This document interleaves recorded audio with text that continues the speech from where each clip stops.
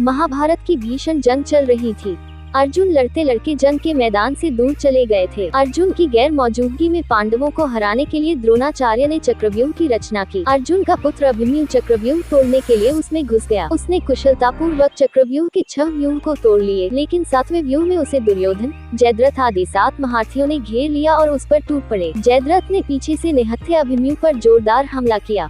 वह वार इतना तेज था कि अभिमन्यु उसे बर्दाश्त नहीं कर सका और शहीद हो गया। अभिमन्यु की मौत की खबर सुनकर अर्जुन गुस्से से पागल हो उठा। उसने कसम खाई कि अगर अगले दिन सूर्यास्त से पहले उसने जयद्रथ का वध नहीं किया तो वह आत्मदाह कर लेगा। जयद्रथ भयभीत होकर दुर्योधन के पास पहुंचा और अर्जुन की कसम के बारे में बताया। दुर्योधन उसका दर्द दूर करते हुए बोला, चिंता मत करो, मैं और सारी कौरव सेना तुम्हारी हिफाजत करेंगे। अर्जुन कल तुम तक नहीं पहुंच पाएगा, उसे आत्मदाह करना पड़ेगा। अगले दिन जंग शुरू हुई। अर्जुन की आंखें जयद्रथ को ढूंढ रही थी, किंतु वह कहीं नहीं मिला। दिन बीतने लगा। धीरे धीरे अर्जुन की निराशा बढ़ती गई।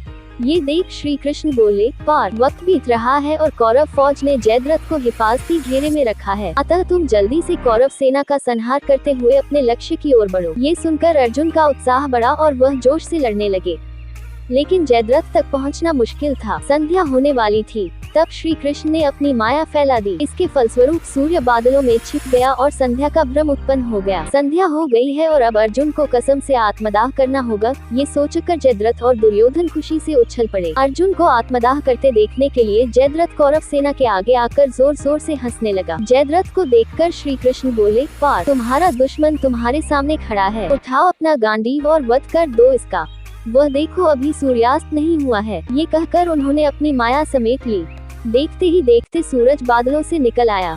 सबकी निगाहें आसमान की ओर उठ गई। सूरज अभी भी चमक रहा था।